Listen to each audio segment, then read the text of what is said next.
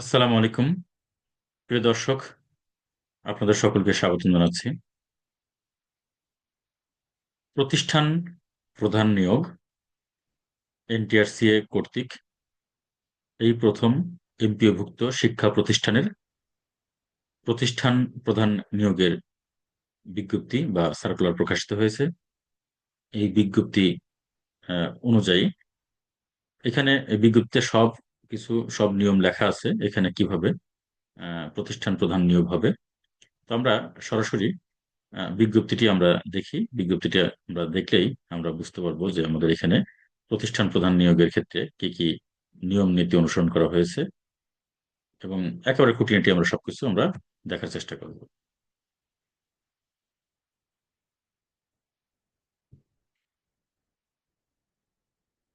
আমরা দেখতে পাচ্ছি বড় একটি বিজ্ঞপ্তি, গণপ্রজাতন্ত্রী বাংলাদেশ সরকার এনটিআরসিএ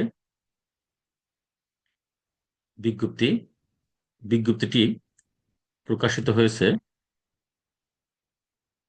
29শে জানুয়ারি 2026 খ্রিস্টাব্দ, 15 মাঘ 1432 বঙ্গাব্দ, অর্থাৎ আজ, রোজ বৃহস্পতিবার, 29 জানুয়ারি 2026 খ্রিস্টাব্দ। এই বিজ্ঞপ্তিতে বলা হয়েছে, অষ্টম এনটিআরসিএ নিয়োগ বিজ্ঞপ্তি 2026, প্রতিষ্ঠান প্রধান ও সহকারী প্রধান। প্রতিষ্ঠান প্রধান ও সহকারী প্রধান, এখানে সবকিছুই কিন্তু ভাগ ভাগ করে বলা আছে। এমপিওভুক্ত শিক্ষা প্রতিষ্ঠান সমূহে প্রতিষ্ঠান প্রধান ও সহকারী প্রধান পদে আগ্রহী যোগ্য প্রার্থীদের নিম্নরূপ অধিদপ্তর ভিত্তিক শূন্য পদে অনলাইনে আবেদন আহ্বান করা যাচ্ছে। আমরা এখানে তিনটি অধিদপ্তরের এখানে হিসাব দেওয়া আছে, কোন অধিদপ্তরের অধীনে কোন প্রতিষ্ঠানে কতজন অধ্যক্ষ, উপাধ্যক্ষ, অধ্যক্ষ, প্রধান শিক্ষক, সহকারী প্রধান শিক্ষক, প্রধান সবকিছুই, সুপার, সহকারী সুপার, সবকিছু মিলিয়ে এখানে তিনটি অধিদপ্তরের অধীনে কতটি পদ শূন্য রয়েছে সবকিছু এখানে উল্লেখ আছে। আমরা দেখতে পাচ্ছি মাধ্যমিক ও উচ্চ শিক্ষা অধিদপ্তর, আহ, এই অধিদপ্তরের অধীনে আমরা দেখতে পাচ্ছি এখানে এই যে অধ্যক্ষ স্নাতক পাশ কলেজ, অর্থাৎ যে সকল কলেজে স্নাতক পাশ এই ডিসিপ্লিন রয়েছে বা ডিগ্রি কলেজ যেটা আমরা বলি, এই প্রতিষ্ঠানে শূন্যপদ রয়েছে 584, শূন্যপদ 584, অর্থাৎ এখানে স্নাতক পাশ প্লাস অনার্স রয়েছে, আহ, অথবা মাস্টার্স রয়েছে। তবে যেহেতু এখানে আহ, দেখা যায় এই লেভেলটা সর্বনিম্ন স্নাতক, এই জন্য স্নাতকের কথাই বলা হয়েছে এখানে। তাহলে সর্বনিম্ন স্নাতক, আহ, এখানে অবশ্য ইন্টারমিডিয়েটও আছে, অর্থাৎ এখানে যেমন ইন্টারমিডিয়েট রয়েছে, তারপরে ডিগ্রি রয়েছে, অনার্স থাকতে পারে, এখানে মাস্টার্স থাকতে পারে। হ্যাঁ, তো এখানে এখানে ভাগ রয়েছে, এখানে মূলত হলো আহ, আহ, যেমন স্নাতক সর্বনিম্ন বলেছিলাম, আসলে এখানে এটাই সর্বোচ্চ, এবং এরপরে তো স্নাতক সম্মান আছে, মাস্টার্স আছে, এগুলো থাকে। তো এটা এখানে এই যে ভাগগুলো রয়েছে, যে স্নাতক পাশ কলেজ, ঠিক আছে, স্নাতক পাশ অর্থাৎ ডিগ্রি আছে এখানে। এই প্রতিষ্ঠানে আহ, শূন্যপদ রয়েছে 584টি, শূন্যপদ রয়েছে 584টি। এরপরে উপাধ্যক্ষ অর্থাৎ স্নাতক পাশ, এখানে অনার্স থাকতে পারে, মাস্টার্সও থাকতে পারে, কিন্তু এখানে লেভেলটা হলো স্নাতক পাশ। এই প্রতিষ্ঠানে উপাধ্যক্ষ রয়েছে 627, তাহলে অধ্যক্ষ রয়েছে 584, আর হচ্ছে উপাধ্যক্ষ রয়েছে 627। এরপরে উচ্চ মাধ্যমিক কলেজ, এই যে এখানে উচ্চ মাধ্যমিক কলেজ, উচ্চ মাধ্যমিক কলেজ বলতে এখানে শুধুমাত্র উচ্চ মাধ্যমিক, শুধুমাত্র ইন্টারমিডিয়েট রয়েছে, শুধুমাত্র একাদশ দ্বাদশ, শুধুমাত্র একাদশ দ্বাদশ। এই প্রতিষ্ঠানে অধ্যক্ষ শূন্যপদ রয়েছে 768, 768। এই যে আমি এখানে যে ভাগ করলাম, যে শুধুমাত্র ইন্টারমিডিয়েট কলেজ, এখানে 768। আর ইন্টারমিডিয়েট থাকতে পারে, ইন্টারমিডিয়েট আছে, তারপর ডিগ্রি আছে, এরকম প্রতিষ্ঠান স্নাতক পাশ করার যেটা 627। আবার এখানে অনার্স থাকতে পারে, মাস্টার্স থাকতে পারে, কিন্তু আমাদের এখানে লেভেলটা হচ্ছে স্নাতক পাস ডিগ্রি। আর পরের লেভেলটা হলো উচ্চ মাধ্যমিক হলে শুধুমাত্র ইন্টারমিডিয়েট। ঠিক আছে। আচ্ছা, এরপর প্রধান শিক্ষক। প্রধান শিক্ষক মাধ্যমিক বিদ্যালয়, এখানে বলছে যে 3923। প্রধান শিক্ষক মাধ্যমিক বিদ্যালয়, যেটা সিক্স থেকে সিক্স থেকে এখানে বলছে যে ক্লাস 10 পর্যন্ত, অর্থাৎ এসএসসি পর্যন্ত। প্রধান শিক্ষক মাধ্যমিক বিদ্যালয় 3923। আবার এখানে আরো একটি বিষয় থাকতে পারে, আবার ক্লাস 1 থেকে মাধ্যমিক পর্যন্ত থাকতে পারে। উম, এটা হলো কত, 3923। আবার সহকারী প্রধান শিক্ষক মাধ্যমিক বিদ্যালয় 3872। তারপরে প্রধান শিক্ষক নিম্ন মাধ্যমিক বিদ্যালয়, কিছু কিছু প্রতিষ্ঠান রয়েছে ক্লাস 8 পর্যন্ত, ক্লাস 8 পর্যন্ত, সেখানে 504টি। ঠিক আছে। আবার এখানে 1 থেকে ক্লাস 8 পর্যন্ত কিছু আছে। তারপরে আবার শুধুমাত্র ক্লাস 6, 7, 8 এই তিনটি ক্লাস রয়েছে। এখানে 504টি শূন্যপদ রয়েছে। আচ্ছা, তাহলে এই মাধ্যমিক ও উচ্চ শিক্ষা অধিদপ্তর, এই দপ্তরে মোট শূন্য পদের সংখ্যা হলো 10,278টি। 10,278টি। এরপরে কারিগরি শিক্ষা অধিদপ্তর, এখানে অধ্যক্ষ ব্যবসায় ব্যবস্থাপনা 110, সুপার ভোকেশনাল 40। এখানে মোট শূন্য পদের সংখ্যা 150টি। তাহলে কারিগরি শিক্ষা অধিদপ্তর, এখানে অধ্যক্ষ ব্যবসায় ব্যবস্থাপনা 110, আর হচ্ছে ভোকেশনাল কত, সুপার ভোকেশনাল কত, 40। এই টোটাল হচ্ছে 150। এরপরে মাদ্রাসা শিক্ষা অধিদপ্তর, অধ্যক্ষ কামিল, অর্থাৎ এখানে কামিল বলতে এখানে যেটা মাস্টার্স পর্যন্ত একেবারে, সেখানে শূন্যপদ রয়েছে 34। উপাধ্যক্ষ কামিল 53। তারপরে অধ্যক্ষ ফাজিল ডিগ্রি যেটা 202।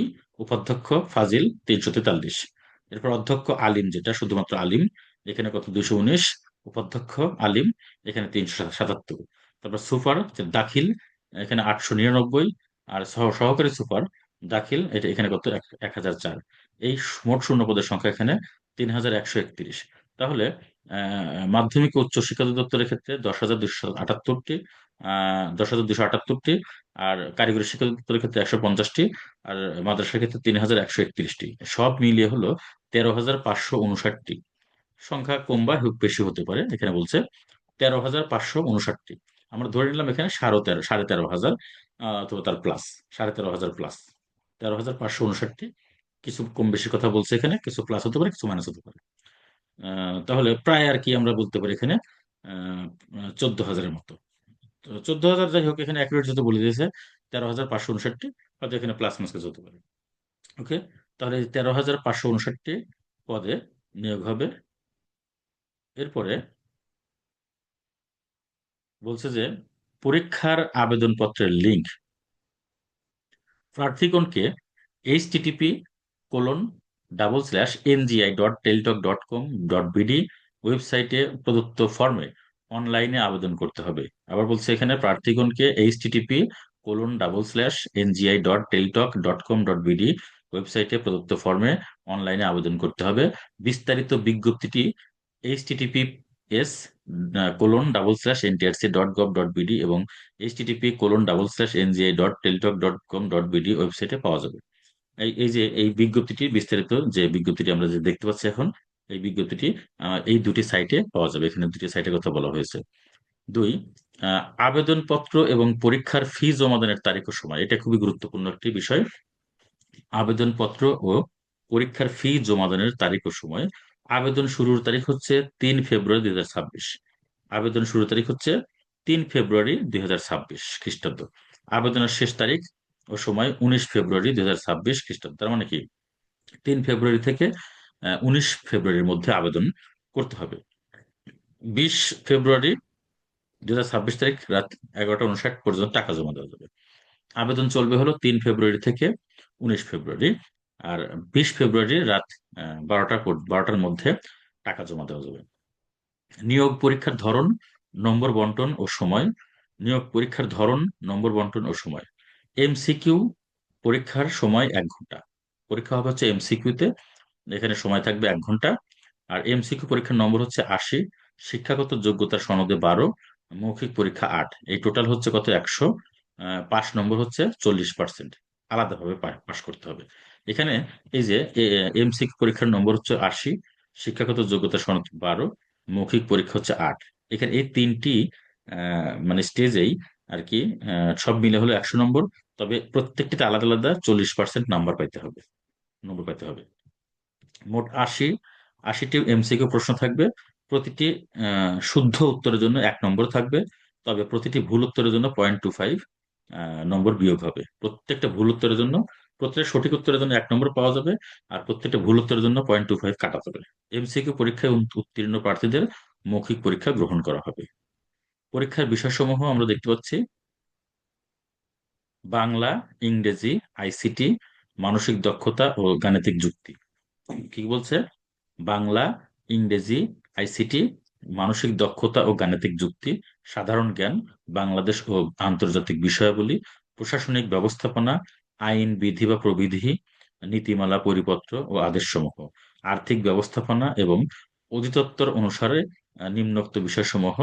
এখানে মাধ্যমিক ও উচ্চ শিক্ষা অধিদপ্তরের ক্ষেত্রে সাধারণ শিক্ষা ব্যবস্থাপনা, মাধ্যমিক ও এখানে অধিদপ্তর অনুসারে নিম্নোক্ত বিষয়সমূহ বলছে: মাধ্যমিক ও উচ্চ শিক্ষা অধিদপ্তরের ক্ষেত্রে সাধারণ শিক্ষা ব্যবস্থাপনা, কারিগরি শিক্ষা অধিদপ্তরের ক্ষেত্রে কারিগরি শিক্ষা ব্যবস্থাপনা ও কারিগরি শিক্ষা সংশ্লিষ্ট মৌলিক জ্ঞান, মাদ্রাসা শিক্ষা অধিদপ্তরের ক্ষেত্রে মাদ্রাসা শিক্ষা ব্যবস্থাপনা, আল কুরআন, হাদিস, ফিকহ, আরবি ভাষা ও ইসলামী শিক্ষা, এগুলো থাকতে হবে।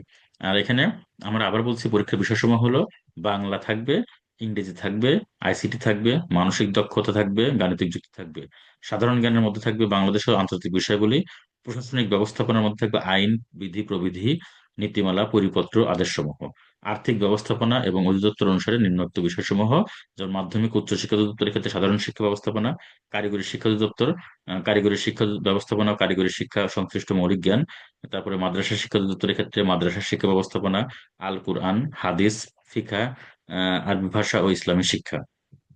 এরপরে যোগ্যতা ও অভিজ্ঞতা।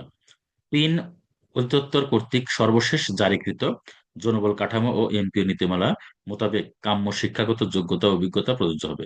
এমপিও নীতিমালা প্রকাশিত হয়েছে 2025-এ, অর্থাৎ এই যে সর্বশেষ যেটা সংশোধিত এমপিও নীতিমালা, ওই নীতিমালায় এখানে যোগ্যতা এবং অভিজ্ঞতা সবকিছু উল্লেখ আছে। ওই নীতিমালা সবাইকে ডাউনলোড করে নিয়ে ওই নীতিমালা এখানে দেখতে হবে যে কার কি যোগ্যতা, সে যোগ্যতাটা এখানে সম্পূর্ণ অংশ দেওয়া আছে। এরপরে নিয়োগ সুপারিশ প্রক্রিয়া হবে: এমসিকিউ ও মৌখিক পরীক্ষা শেষে সর্বমোট প্রাপ্ত নম্বরের ভিত্তিতে মেধাক্রম ও প্রতিষ্ঠান পছন্দক্রম অনুসারে টেলিটক বাংলাদেশ লিমিটেডের তত্ত্বাবধানে সফটওয়্যারের মাধ্যমে শতভাগ অটোমেশন বা স্বয়ংক্রিয় পদ্ধতিতে নিয়োগ সুপারিশ কার্যক্রম সম্পাদন করা হবে। সচিব, এনটিআরসিএ, সচিব, উপসচিব, এনটিআরসিএ, ঢাকা। তো এই হলো এই পরীক্ষার অর্থাৎ প্রতিষ্ঠান প্রধান নিয়োগ পরীক্ষা 2026-এর সম্পূর্ণ নিয়ম নীতি এবং বিধিমালা সবকিছু এখানে উল্লেখ আছে।